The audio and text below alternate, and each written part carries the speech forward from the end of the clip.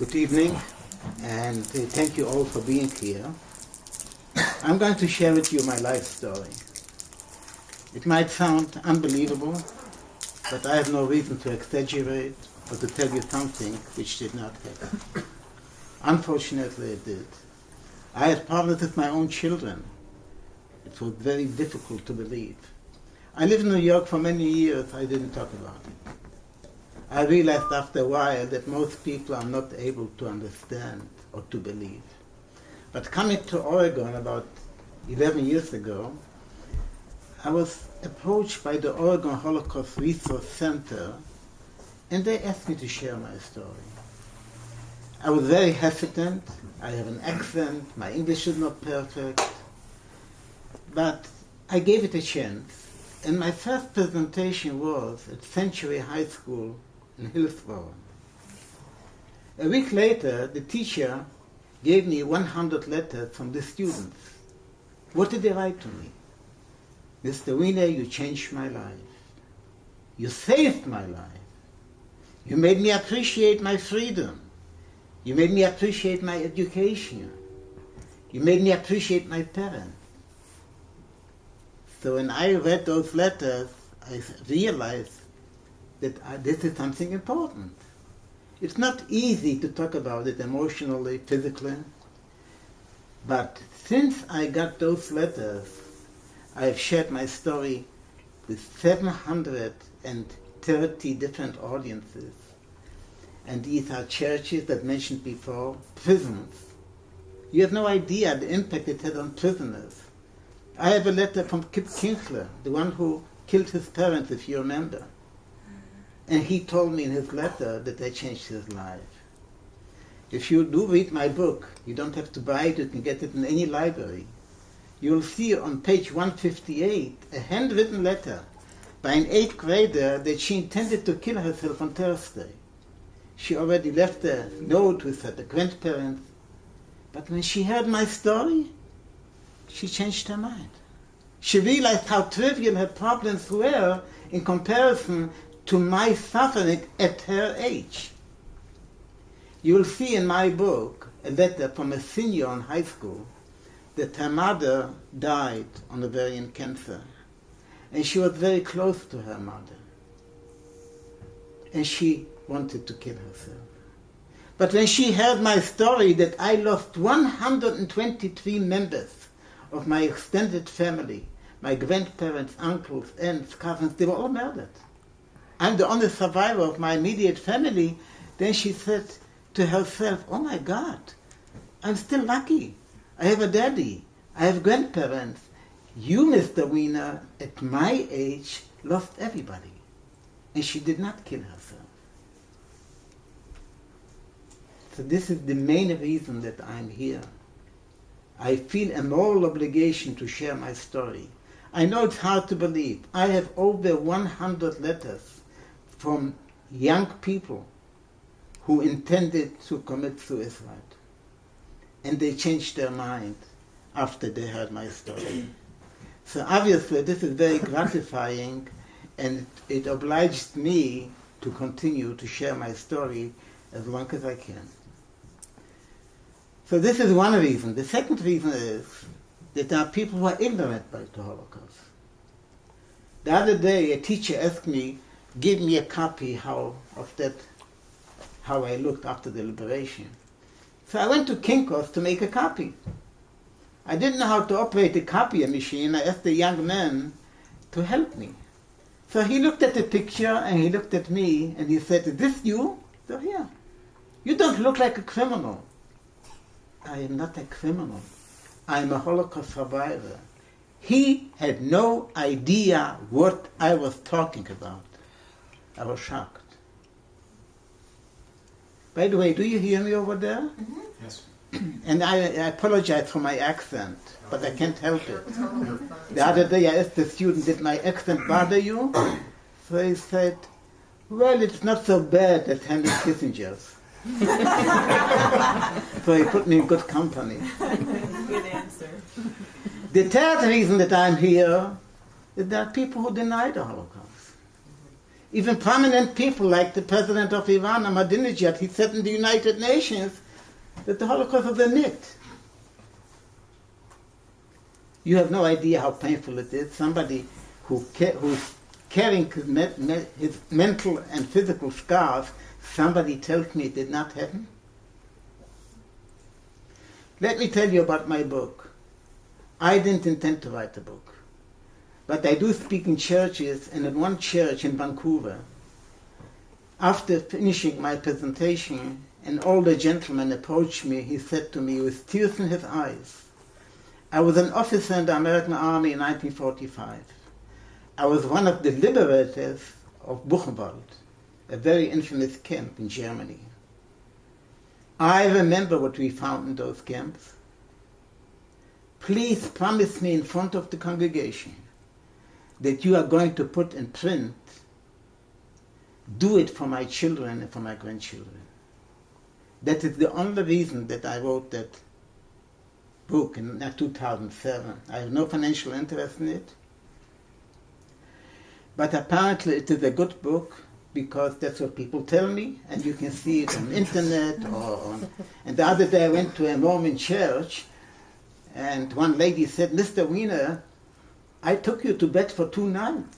To bed for 2 nights? I don't remember you one night. Is my memory so bad? Mr. Wiener, I went to bed with your book, not with you. I wanted to tell her they'll never know what you missed, but it's my chance. I kept quiet. But what I wanted to tell you, the first copy, when this came out in 2007, I went to the post office and I sent it to the president of Iran. I hope that one day he's going to read it. But since then, every year, I'm sending him a letter, trying to prove it to him that there was a Holocaust. And in my last letter, what I did, I attached a copy of the check that I have been getting from Germany for the last 55 years. And I asked him, why do I get a check from Germany and not you, if there was no Holocaust? It is so ridiculous somebody tells you it did not happen. So this is the reason, these are the 3 reasons that I'm making an effort to share my story. I might look to you to be a normal person. I might appear to be a normal person, but I don't pretend to be a normal person. The Holocaust lives within me. I have nightmares till this very day. I have scars, physical scars, that are constant reminders. It reminds me the other day I spoke in the library, and a young man approached me. He said to me, I know what you mean when you say you are not normal. I'm not normal either. And I looked at him and I wondered, why did he say that? He looked to me to be a young, healthy man. Well, I came back from Iraq and I lost my right leg over there. They fixed me with a prothesa, with an artificial leg. But when I walk, people that don't know me personally, they assume that I'm normal. But when I come home to take a shower or to go to bed, I realize, I take my artificial leg, put it aside, and I realize that I'm not normal and never will be. Same here. I'll never be normal. I have nightmares till this very day. The Holocaust lives within me.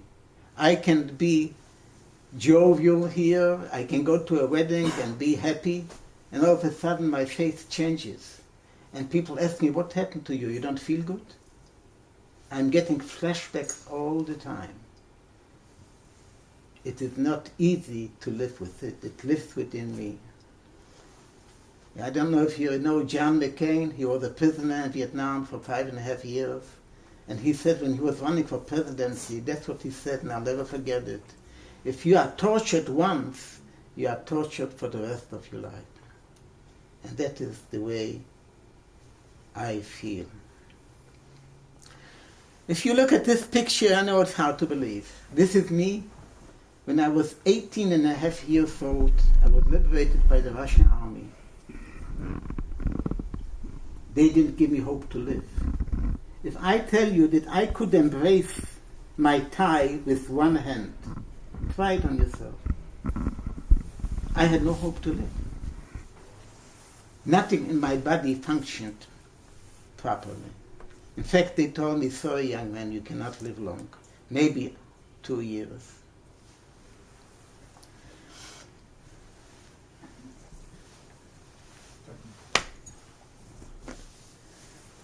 That is basically the same person that is talking to you now. This was taken a very short time after the liberation. What you see in the middle of my head, in that Camp Waldenburg, they used to shave us to be recognized if somebody did contemplate to run away. I come from a little town called Chrzanów in Poland, 22,000 population, half Jewish, half Roman Catholic. Paul John II was my neighbor. It's very close to Krakow and Auschwitz. As a little kid, I had a pretty good life. Even though I didn't have any of the conveniences that you take for granted today, we didn't even have running water. Needless to say, we didn't have a car, a television, a refrigerator. Didn't exist. But we had beautiful values. The older I get, the more appreciative I am the way I was brought up. Just to give you an idea, I had to go to see my grandparents every weekend to say hi, to walk a mile and a half. They never gave me a toy or a game. They couldn't afford it. It wasn't available. But it was my responsibility to show them my respect.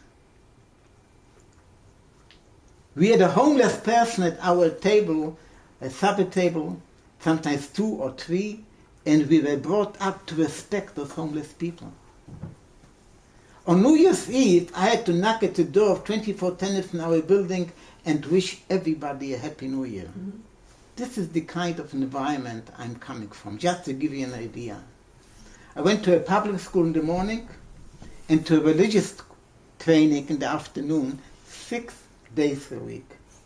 So I had a pretty good life. My father was quite well off according to the standard of living and lifestyle in those days. He had a store of groceries that he inherited from his parents and so on. They lived over there for many generations. So I had a very pretty good life, more or less. And all this came to an end on September 1st, 1939, when the German army invaded Poland. And as you see, this little town is very close to the German border. So what did people do? They tried to flee, hoping that somehow the Germans will not succeed to take over the entire country of Poland. A huge country, 35 million people. How do you flee? In my town of 22,000 people, nobody had a car. I know for an Oregonian it's hard to imagine how could you live like that. Nobody had a car. And the trains didn't run properly. So people took personal belongings on their back and walked into the interior of Poland. And those who could afford, they hired a coachman with a horse-drawn wagon, and they did try to flee. And that is what my father did. He could afford it, and he hired somebody. And we did try to flee. When I say we, it is my stepmother. My mother died when I was 4 years old. I do not remember her. My older brother, myself, and my younger brother. My father couldn't join us because the Polish retreating army gave him an order, you stay put, because we need the groceries from your business. So he couldn't join us, but we did manage to get away about 40 miles. Took a long time because all the roads were clogged with refugees. And eventually, when we arrived at a certain location called Dąbrowa, the Germans were there already. So we didn't accomplish anything by our attempt to avoid the Germans. And we were stuck at that location for 3 months. We couldn't go back home because there were no means of transportation. Nothing worked.